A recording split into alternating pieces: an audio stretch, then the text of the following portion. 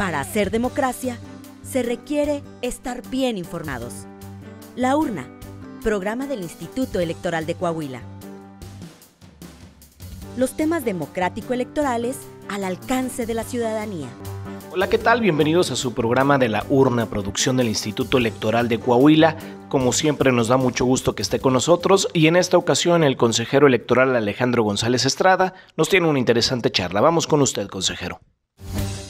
Protagonistas de la vida democrática de Coahuila y de México en comunicación directa con usted. La entrevista. ¿Qué tal? Bienvenidos una vez más a su programa La Urna, en esta edición que nos van a acompañar dos especialistas en Derecho Electoral con un tema que me parece está muy ad hoc con lo que estamos viviendo actualmente y no es otro más que cómo organizar elecciones y qué retos se presentan en medio de esta pandemia del COVID. Me permito presentar a dos buenos amigos que nos van a acompañar con sus comentarios en este programa. Primero que nada, lo haré con nuestra amiga Farah Murayev Sandoval. Ella es maestra en Administración Pública Internacional por la Universidad Sciences Po de París, licenciada en Relaciones Internacionales. Tiene experiencia en materia electoral de más de 10 años en temas como organización, capacitación, el tema ahora muy en boga de los mexicanos en el extranjero, del voto de los mexicanos en el extranjero. Ha participado en diversas ediciones electrónicas, como en revistas como Nexos, colaborado en algunos libros como coautora en especial Democracia a Prueba, de Cali Arena, próximamente en un libro que se llama Elecciones y Democracia en México y Fortalezas y Debilidades del Tribunal, el topo del Tribunal Electoral Provincial de la Federación. Le damos la bienvenida a Farah. Me permito presentar de una vez a Joel para ya pasar luego a los comentarios. También nos acompaña Joel Reyes. Él es licenciado en Derecho por la Universidad Autónoma de México. Es especialista en Derecho, Justicia Constitucional y Argumentación Jurídica por la Universidad de Castilla y de la Mancha. Es maestro en Derecho Procesal por la Universidad Panamericana. Ha impartido diferentes cátedras, cursos, talleres en materia de derecho electoral a lo largo y ancho de este país. Actualmente es consultor especializado en Derecho Electoral y hoy nos va a acompañar con sus comentarios. Quisiera que arrancáramos esta emisión con un comentario inicial de parte de los dos. Les haré una pregunta más o menos específica para que vayan elaborando y ahora sí que cualquiera de los dos puede empezar.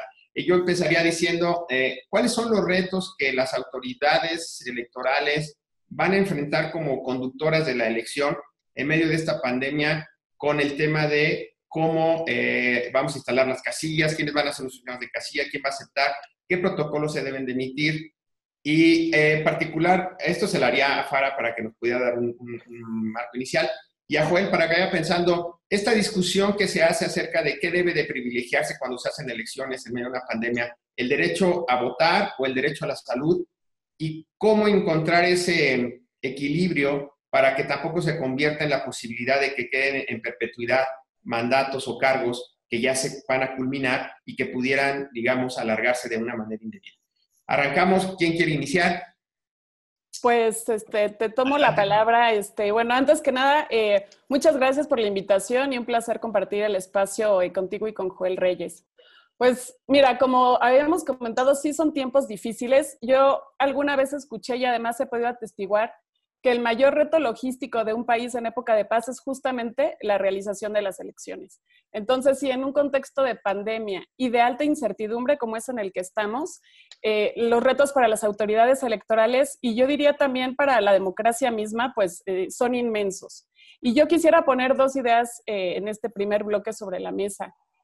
Primero es que México no está solo, o sea, son casi 70 países los que han tenido que suspender sus elecciones y que se enfrentaron a este dilema de, bueno, hasta dónde es democrático suspender los comicios, pero también hasta dónde es democrático realizarlos en un estado de emergencia sanitaria como el que tenemos.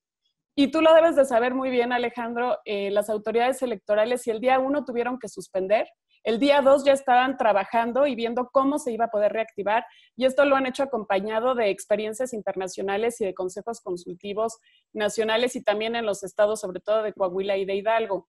Yo quisiera, en segundo lugar, decir que ha habido como dos grandes bloques de medidas, ¿no? La primera tuvo que ver con cualquier modalidad de voto a distancia y hacia ahí se fueron primero, digamos, todas las expectativas. Hubo países que lo pudieron hacer y que han sido muy exitosos, voto por internet, postal, el voto anticipado sobre todo. pero también pronto se dieron cuenta que los países en donde no hay una cultura específica y donde no se han podido establecer estos sistemas o ya se han probado, tampoco era muy buena idea apresurarse hacia allá, ¿no? Y entonces nos quedamos, como en el caso de México, teniendo que hacer un voto presencial con medidas muy específicas para salvaguardar el derecho también a la salud de las personas y que no son el hilo negro, pero sí han demostrado ser muy eficientes. Se han hecho ya varios protocolos, las autoridades electorales los han hecho, que cubren toda la cadena, digamos, logística, ¿no? Desde la distribución de materiales, pasando por el día de la jornada electoral hasta cómputos, que tienen que ver con medidas de protección, medidas de higiene, medidas ambientales, es decir, espacios abiertos, bien ventilados, y una estrategia de comunicación que también es muy importante, muy clara. ¿Y qué quiero decir con esto? Que no solo es importante tomar las medidas correctas, sino que la gente también sienta que son las medidas correctas. Y entonces, por ejemplo, el día de la jornada electoral se van a sanitizar las casillas antes y después. Va a haber un funcionario de casilla específico que va a cuidar las medidas de higiene. Se va a llevar una política de cero contacto, es decir, si tú tienes tu credencial para votar, no es como antes que todos se la pasaban, ¿no? Tú la vas a agarrar y de ahí van a poder verificar los datos. Se va a invitar a que lleven sus bolígrafos, se va a invitar a que utilicen el tapabocas. Y aquí es todavía un dilema, ¿no? ¿Hasta dónde le puedes prohibir el derecho al voto a un ciudadano si él no quiere usar tapabocas, ¿no? Aunque el protocolo del INE diga que se tenga que llevar y se tenga que utilizar. En fin, esos son como el tipo de medidas que se han tomado y yo creo que también una gran lección para el INE, para todas las autoridades electorales, es hay que seguir trabajando para el voto a distancia, cualquiera que sea la modalidad, pero debemos de seguir abriendo brecha en ese sentido. Joel, adelante. Sí, muchas gracias. También, bueno, agradecerte por la invitación, Alejandro, al Instituto Electoral. Es un gusto estar contigo y con el auditorio. Farah, qué gusto saludarte a la distancia, que es esta realidad que nos ha tocado a todos, Así es. a todos vivir. Pues este tema creo que es un tema muy interesante que además va a dar mucho de qué hablar en los próximos meses y quizá años. Yo me gustaría iniciar como tratando de establecer en qué contexto nos ubicamos. Y yo veo un contexto, pues de entrada extraordinario, y esto creo que todos lo coincidimos y lo hemos escuchado muchas veces, pero que además nos exige también un comportamiento extraordinario a todos los que participamos de alguna u otra manera en la organización de las elecciones. ¿A qué me refiero con esto? Yo me atrevo a afirmar que el contexto que está de frente simplemente nos viene a rediseñar y a reformular todo el andamiaje constitucional y legal sobre el que tradicionalmente hemos caminado para la organización y el desarrollo de elecciones. ¿Por qué? Porque nos exige la adopción de nuevas reglas, nos exige también una forma de pensar distinta, y aquí yo me atrevería también a afirmar que el mayor obstáculo de esta situación extraordinaria, y aunque suene paradójico, es la propia legislación electoral que tenemos. ¿Por qué? Porque es una legislación que no fue pensada, no está diseñada, ni está adaptada para enfrentar este tipo de situaciones extraordinarias. Y ese es el primer reto. El primer reto es la toma de decisiones oportunas que nos permitan adaptar las reglas electorales de acuerdo al contexto que estamos viviendo. Eso me parece que tiene dos niveles de discusión. El primero es quién va a adoptar esas reglas y sobre qué bases. Y dos, también nos implica una reformulación de nuestras formas tradicionales de pensar y de actuar sobre las que hemos construido la experiencia electoral mexicana. Tan solo hemos escuchado algunos casos donde se ha discutido si ante esta época o frente a esta época de pandemia se deben aplicar o no tajantemente las reglas electorales. Me parece que esa es una discusión que ya ni siquiera tendríamos que estar teniendo. Para mí me parece evidente que las reglas electorales como están diseñadas no tendrían ni por qué aplicarse ni por qué tuviéramos que estar reflexionando sobre ellas. Es aquí el primer punto, y respondiendo también a la pregunta inicial que hacías, Alejandro, me parece que la adopción de las nuevas reglas exige un compromiso de distintas autoridades. Tiene que ser un enfoque interdisciplinario que convoque tanto a las autoridades de salud como a las autoridades electorales. Incluso autoridad puede ser también con participación de especialistas académicos y de otro tipo de espacios que permitan adoptar decisiones informadas o con la mayor información de la que se cuente, pero que sean aparte decisiones consensuadas. Uno de los pilares sobre los que se construyen los procesos electorales es, como decía Farah, el conocimiento de las reglas del juego. Aquí el problema es que las reglas del juego todavía no las conocemos, porque simplemente no existen. Por ejemplo, en estos procesos electorales de Hidalgo y de Coahuila, que ayer yo escuchaba una entrevista con el consejero presidente y la idea es celebrarlos a mediados de octubre. Bueno, pues estamos a prácticamente 3 meses o 2 meses y medio de la celebración de esas elecciones y no conocemos las reglas sobre las que esas elecciones se van a desarrollar. Eso es, de entrada nos coloca en un escenario complejo, porque probablemente las reglas todavía ni siquiera existan, aunque ya hay gran avance, como decía Farah, pero diseñadas y formalizadas como tal todavía no existen. Entonces, ese es el primer reto, definir las reglas y quién las define me parece que tiene que ser una participación conjunta, que convoque tanto a las autoridades sanitarias como a las autoridades electorales. Se pueden establecer incluso grupos de trabajo, como ha sucedido en otros países ya en estas experiencias de elecciones en pandemia. Entonces, por ahí se podría empezar, ese puede ser el punto de partida. Pero algo también muy importante es cómo vamos a comunicar estas reglas a la sociedad. ¿Por qué? Porque lo que ahorita permea en el espacio de la sociedad es sí una sensación de inseguridad, porque se escuchan muchas cosas en el ambiente público, en la opinión pública acerca de lo peligrosa que puede ser esta enfermedad. Entonces, me parece que ese es un segundo reto. ¿Cómo se comunica a la sociedad y se le transmite que su seguridad está garantizada? Que la adopción de esas reglas tienen como base información científica que nos permite asegurar que su seguridad está garantizada. Eso va a ser muy importante, me parece, de cara a esos procesos electorales. Y bueno, posteriormente tendrán que venirse adoptando reglas particulares que permitan efectivamente superar esta situación. Pero sí, el reto inicial es cómo lograr armonizar esta situación extraordinaria con el ejercicio de los derechos políticos. Creo que diste en el punto, Joel, y si me permites, aquí haría una precisión para que pudiéramos cerrar este primer bloque con un minutito para cada quien. Y diría lo siguiente, me parece que como lo planteó bien Farah, hay un tema muy grande en que ya hay medidas, cómo se están tomando, y me parece que compartes mucho este tema de cómo se lo comunicamos ahora a la gente. ¿Cómo hacemos que la gente entienda que estas medidas ya fueron procesadas a través de estos grupos de trabajo y todo esto? Yo me quedo con un tema y les pediría una reflexión. En efecto, yo coincido que el principal reto y problema es la ley, porque a la ley nos pide que hagamos las cosas no solo de manera barroca, sino de manera tradicional y con lo voy a decir así, la ley obliga a que haya una aglomeración de gente casi en todas las actividades electorales. ¿Cómo vamos a hacerle? Y aquí serán tribunales, autoridades electorales, ciudadanos, partidos políticos, para no enredarnos en una serie de impugnaciones acerca de la validez o no de las reglas, cuando la pandemia nos obliga a que lo hagamos muy rápido todo y lo hagamos bien, porque no hay mucho tiempo. ¿Cuál será el compromiso? ¿Cuál debería ser el compromiso de autoridades, de partidos, de ciudadanos, de cara a estos problemas que ustedes plantean, partiendo incluso desde ponerse en un tapabocas o respetar las reglas o no, dejando claro un tema?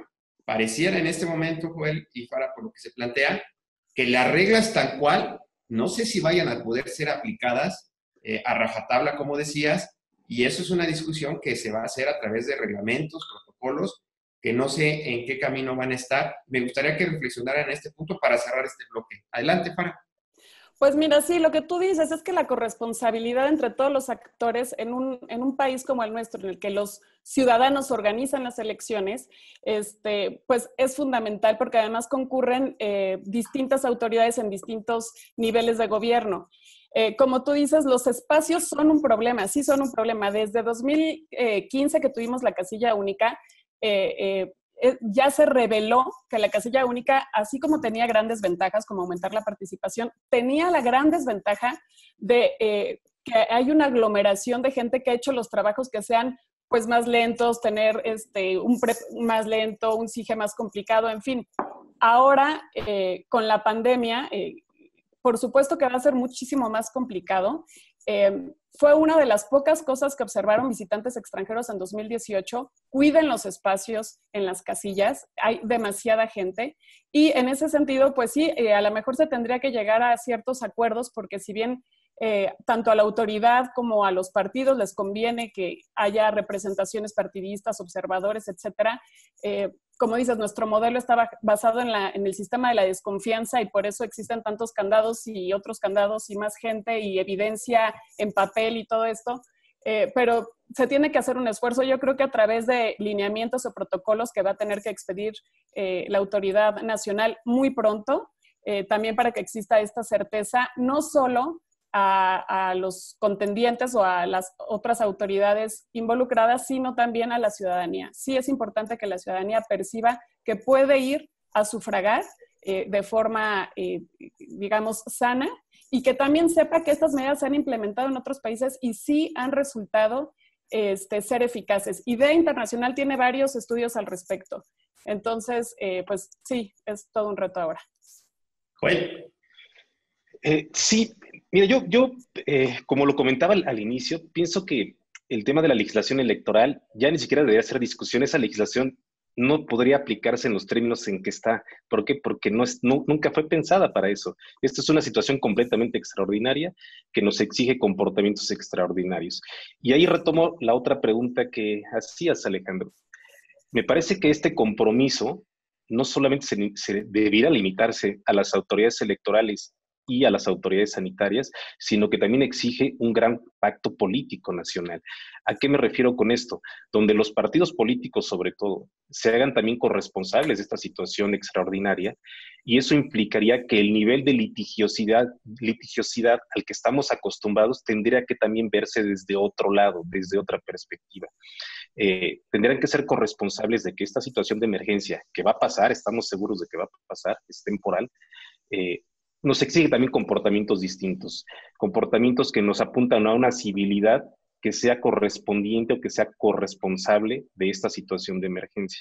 Sí requeriría un esfuerzo interinstitucional que no se limite solamente a las autoridades, sino a que incluya a los actores políticos, que se comprometan también a eso, a que habrá reglas del juego distintas para estas elecciones y que por lo mismo la forma en que tradicionalmente se paran frente a las elecciones no puede ser la misma.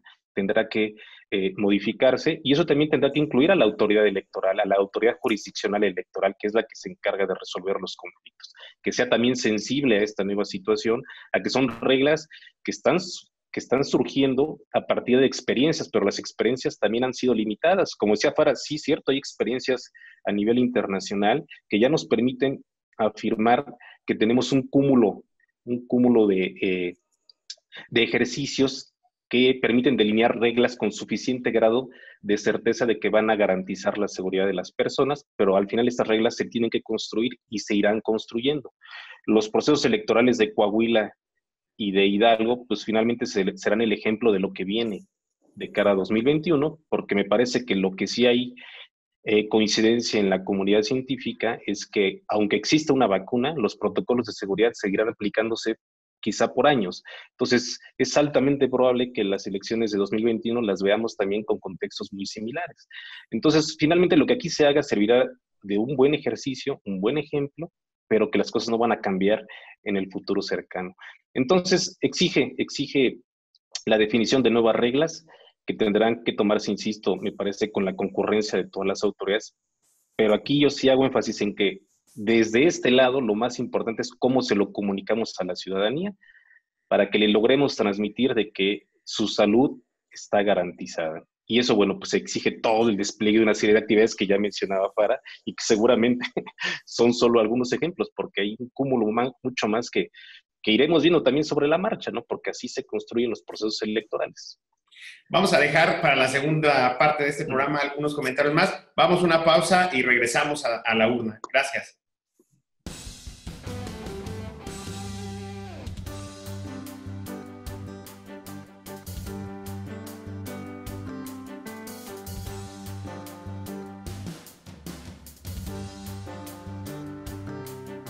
Regresamos a la segunda parte de nuestro programa La Urna. Estamos comentando cuáles son los problemas que enfrentaremos en medio de la pandemia para organizar las elecciones Y este segundo bloque me gustaría mucho que pudiéramos hablar de cuáles son los retos, de cómo se van a llevar a cabo las campañas, las precampañas, los registros de candidatos, cómo se imaginan ustedes que van a ser las fiscalizaciones de estos recursos.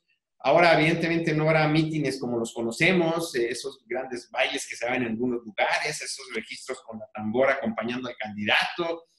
¿Cómo ven ustedes esta parte de desarrollo de las elecciones para llegar al día de la jornada? Y me gustaría, Joel, que nos comentaran un poco cómo ven este tema de las impugnaciones y el litigio electoral ya durante el proceso y sobre todo después del proceso electoral de cara a lo que viene en el 21. Adelante, Farah, nuevamente inicias tú porque cerró Joel el ciclo. Muy bien, pues mira, tocas un tema fundamental en el tema de las campañas, porque a veces se ve como un asunto de propaganda o de desperdicio de recursos públicos, cuando en realidad es clave para la equidad en la contienda. O sea, sin equidad en la contienda y sin voto informado no se puede hablar de elecciones genuinas. Y en ese sentido creo que no se ha discutido lo suficiente y va a estar sobre la mesa yo creería que el INE tendría que hacer una especie de exhorto o hasta de lineamientos incluso para poder asegurar un piso parejo. Porque lo que no podría pasar es que una evolución desigual de la pandemia, como va a suceder en el territorio, se traduzca en una evolución desigual de las oportunidades de los candidatos a hacerse del voto, ¿no? No creo que pueda hacerse aquí como se hizo en Corea, que además ha sido como el referente de las campañas bien hechas durante la pandemia, en donde se prohibieron completamente cualquier tipo de meeting, de reunión, ¿no? Todo se fue a lo virtual, incluso utilizaron realidad aumentada para hacer sus mítines. Aquí no se podría por la cobertura, pero también por la responsabilidad política de los actores, porque allá sin chistar se acataron, digamos, todo este tipo de medidas sanitarias. Creo que aquí nosotros tendríamos que estar pensando en establecer características de espacios, limitar personal, desalentar que participe gente que esté, digamos, en alto riesgo, las medidas de protección y de higiene que pues tendrían que ser obligatorias, en fin, ¿no? Se tendría que hacer como todo este tipo de asegurar piso parejo en la realización de las campañas. Y aquí hay otro tema que creo que no se habla mucho de eso, pero también sería importante ir analizando qué va a pasar con la recolección de apoyos de candidaturas independientes. En otros países se han bajado a la mitad, por ejemplo, las firmas necesarias. Yo no creo que sea la mejor idea, pero se ha hecho en otros países, se ha aumentado el tiempo. O ir pensando en una modalidad distinta para que no sean los partidos que tengan que estar en las calles buscando a los ciudadanos, sino que se puedan meter por una plataforma, autentificarse. El INE tiene la tecnología para hacerlo. No sé si el tiempo, ¿no? Porque también es un asunto de tiempo, pero a lo mejor ir poniendo estos temas sobre la mesa. La fiscalización, yo creo que una gran ventaja del INE es que tiene este sistema integral de fiscalización, que luego creo que no es suficientemente bien valorado, pero esto te permite que en tiempo real tú tienes el reporte de lo que están erogando los candidatos, permite hacer un trabajo de gabinete, la verdad, muy, muy, muy acucioso, aunque tendría que irse pensando en los protocolos para que se puedan seguir haciendo estas visitas de verificación y que la gente pueda salir en campo, ¿no? Como van a salir los capacitadores, pues a verificar que estas medidas se cumplen. Bien, Joel. Sí, yo pienso que en cuanto al proceso electoral, creo que la afectación a las reglas del juego se genera desde el día 1 hasta el último día. O sea, no hay actividad del proceso electoral que no se vea afectada por esta nueva situación.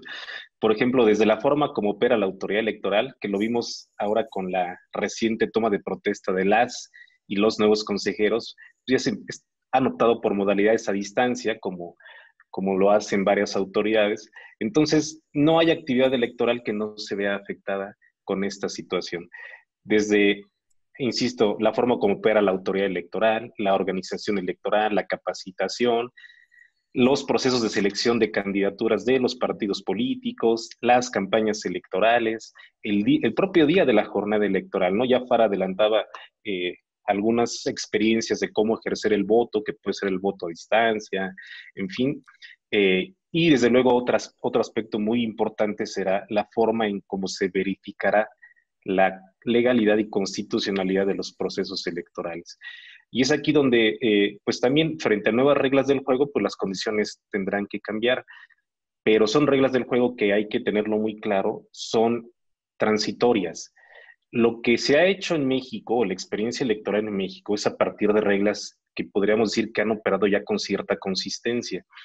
Estas reglas, que serán transitorias, pues bueno, exigen también un comportamiento distinto, tanto de las autoridades que organizan las elecciones como de las autoridades jurisdiccionales, que permitan hacer eco o ser sensibles de esta nueva situación. Entonces, ¿qué veo yo en este sentido? Me parece, y vuelvo al inicio de lo que comentaba, que es fundamental el cómo se adoptan las reglas. Y ahí me parece que sería un excelente punto de partida que se incluyera a los partidos políticos en la adopción de esas reglas, que se les escuchara, que se les, como sucede ordinariamente en las sesiones de las autoridades electorales, que se les tomara su opinión, que perciban de primera mano, de voz de la autoridad sanitaria, los riesgos reales de esta situación para que se permita tomar reglas en conjunto y con el mayor consenso posible. Si eso sucede, me parece que podrá impactar de modo determinante en la forma en cómo los partidos políticos enfrentarán el resultado de los procesos electorales, de tal forma que la litigiosidad pues no sea un aspecto que tenga que preocuparse o que tenga que preocuparnos en el desenlace de los procesos electorales. Hacer eco de esta situación extraordinaria me parece que es el compromiso de todas y todos, de quienes intervenimos en los procesos electorales, ser sensibles. Ese es el mayor reto. A mí yo veo de parte de la Autoridad Electoral Nacional una sensibilidad desde el día en que decidieron posponer las elecciones de Coahuila e Hidalgo. Yo veo sensibilidad en la situación. Creo que, como decía Fara, se está trabajando y se ha trabajado ya bastante, se ha avanzado en la definición de esas reglas que seguramente en breve conoceremos y que, bueno, pues como toda regla que ha surgido a partir de una experiencia muy concreta, pues podrá irse adaptando. Pero sí creo que el mayor reto es un compromiso, es dejar de lado, o quizá, como decía yo al inicio, el mayor reto es remover las inercias en todos los ámbitos, inercias con las que hemos trabajado por lo menos en los últimos 15 años. Entonces, ese es el mayor reto de este proceso electoral, que desde cualquier óptica removamos las inercias, tanto desde los partidos políticos, desde la autoridad electoral, como la jurisdiccional, que nos permita afrontar de la mejor manera posible estos procesos electorales en época de pandemia, que insisto, no veo una sola actividad que no se tenga que modificar a partir de esta situación. Todo, prácticamente todo. Aquí yo, para cerrar el bloque y dejar un espacio de conclusión, me gustaría mucho que los dos me ayudaran a reflexionar en un punto. Ya quedó claro que se necesita un compromiso de todos los actores políticos y de la sociedad en sí. ¿Cómo vamos a transitar de lo físico a lo virtual? ¿Cuáles son los cambios que ustedes esperan que se generen y que hoy son necesarios y que aparentemente, como lo mencionamos en el primer bloque, se van a tener que quedar para el futuro? ¿Cómo vamos a evolucionar de lo físico a lo virtual? Y me gustaría que reflexionáramos un poquito en este tema es un compromiso no solo de los partidos y de las autoridades electorales, sino qué mensaje o cómo lo podrían ustedes ayudar a transmitir a los ciudadanos para que los ciudadanos también se comprometan en esta nueva normalidad y trabajemos juntos considerando que las autoridades únicamente conducen actividades el día de la jornada que realizan los ciudadanos. Entonces me gustaría que me ayudaran con alguna reflexión en este tema. Fara, adelante. Mira, la verdad es que la ventaja que tenemos es que el INE sí ha trabajado, o sea, no nos agarró completamente desprevenidos, porque sí ha trabajado en desarrollo tecnológico. Por ejemplo, tener las apps de los capacitadores ahora va a ayudar a que se pueda hacer un monitoreo diario de la salud de los capacitadores o de la gente que esté en campo, ¿no? Ya se contaba con una plataforma para capacitación virtual, que es la que ahora se va a incentivar, a robustecer, para capacitar de forma virtual a CAEs, funcionarios de casilla, observadores electorales. Se puede hacer un registro en línea de observadores, de representantes de partido, probablemente de candidatos de los partidos políticos y de candidaturas independientes. Y se está empezando a trabajar, tú lo sabes bien, en la urna electrónica, que va a haber una prueba piloto ahora en Hidalgo y en Coahuila, y va a haber un voto por internet, por primera vez voto por internet para mexicanos residentes en el extranjero. Entonces, creo que la ventaja que tiene el INE es que si bien no nos alcanzó esta pandemia ya con sistemas de votación a distancia más consolidados, sí hemos estado caminando por ese camino. La constancia digital también que se pudo sacar y que se han entregado más de 1 millón de constancias digitales, bueno, también fue posible porque ya existía un proyecto tecnológico que iba encaminado hacia allá. Entonces, cuando cae la pandemia, el INE se puede subir en esta inercia, pero creo que el obstáculo más grande al que siempre se encuentra es la confianza de los actores políticos y la confianza de la ciudadanía para que pues, se pueda, digamos, de alguna forma preparar a la cultura política de este país para poder caminar hacia allá. Joel. Creo que esta situación nos tomó muchos por sorpresa en el uso de estas nuevas tecnologías, pero lo que creo que podemos coincidir es que en muchos de los aspectos son muy útiles y no se requiere el trabajo presencial. Han venido a desplazar muchas de las actividades que hacíamos presencialmente, nos ha demostrado que se pueden hacer a distancia. Y me parece que los aspectos que menciona Farah no son la excepción. Hay muchas de las actividades electorales que se podrían hacer a distancia con estándares importantes de credibilidad y de certeza. Pero, y aquí retomo también lo último de lo que decía Farah, me parece que el mayor reto es generar confianza en ese tipo de procesos. Que bueno, si nosotros analizamos la evolución de los sistemas electorales en México, pues el propio INE nació como una respuesta a la falta de confianza en el desarrollo de las elecciones. Entonces, pues sería un reto similar, cómo generar confianza con ese tipo de procesos, porque lo cierto es que en la forma tradicional de organizar elecciones, las elecciones gozan de un importante estándar de confianza. Entonces ahora, ese sería el reto, generar confianza de que se puede. Ya lo hemos visto todos los días, cada vez se utilizan más herramientas para el trabajo a distancia. El reto es, uno, que logremos concientizar a la ciudadanía de que son herramientas útiles, de que la ciudadanía tenga un proceso de aprendizaje, porque no es sencillo estas nuevas tecnologías, sobre todo para las nuevas generaciones o sea, ellos creo que no les costaría ningún trabajo, pero para quienes no estamos acostumbrados al empleo de ese tipo de herramientas, tendrá que haber un proceso de aprendizaje, pero bueno, eso también podría entrar dentro de las actividades de capacitación del INE o de las autoridades electorales en general, y sobre todo el reto de la confianza, cómo transmitimos que son herramientas que tienen muchos beneficios y quizá ninguna desventaja. ¿Por qué? Porque seguramente permitirán ahorrar costos, son mucho más rápidas y además que tienen un importante estándar de certeza. Creo que eso es lo más importante, generar confianza, pero de que se puede, se puede. Y creo que este proceso electoral o los procesos electorales que vengan serán la prueba fehaciente de ello. Bien, pues para cerrar el programa me gustaría que nos dieran alguna conclusión, un mensaje final para poder cerrar el programa. Adelante, Farah. Pues exhortar a la ciudadanía a participar porque necesitamos funcionarios de casilla, necesitamos que nos presten sus domicilios, necesitamos representantes de partido, necesitamos observadores. Pues en este país, sin la participación de la ciudadanía, la verdad es que no importa qué hagan las autoridades electorales, pues no se puede llegar a ningún lado. Exhortar a los candidatos a que no solamente piensen en clave electoral, porque va a estar en juego la salud y la vida de la gente, y creo que esa tendría que ser la prioridad. Y exhortar también a los legisladores a que tomen en cuenta la situación particular ahora que se ve el presupuesto. La OEA ya lo ha dicho, las autoridades electorales necesitan recursos para poder enfrentar la pandemia y las elecciones de una forma, digamos, exitosa. Y pues agradecerte mucho, Alejandro, la invitación, y a Joel, que fue un placer compartir con él. Joel.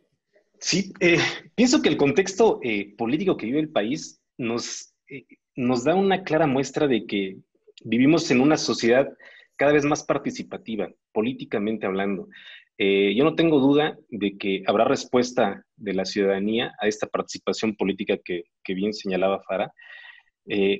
Y creo que una forma de ser corresponsables con esa ciudadanía participativa es que las decisiones se tomen pensando en el bienestar social. Como decía Farah, que los actores políticos y autoridades hagan verdaderamente un compromiso con esa finalidad de bienestar social. ¿Por qué? Porque si estas elecciones salen bien, ganamos todos y todas. O sea, no hay vuelta atrás en pues en esta etapa que vive el país y el mundo en general. Entonces, que estas elecciones salgan bien, creo que será el punto de partida para un cambio sustancial, no solo en la forma de hacer elecciones, sino en la sociedad en sí misma.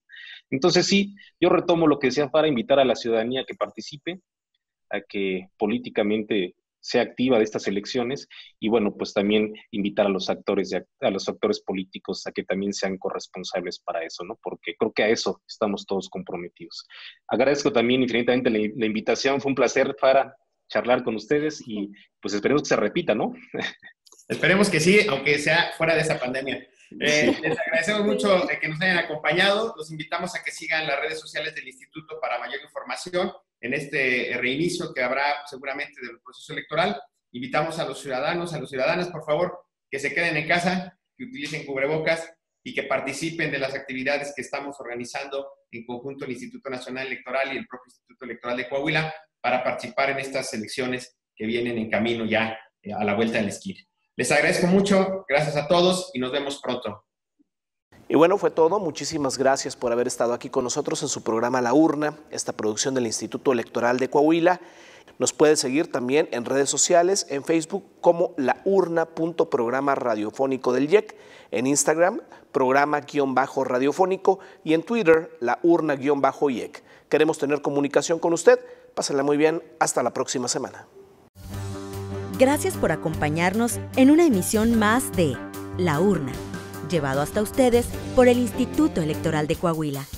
Nos escuchamos en nuestra próxima emisión.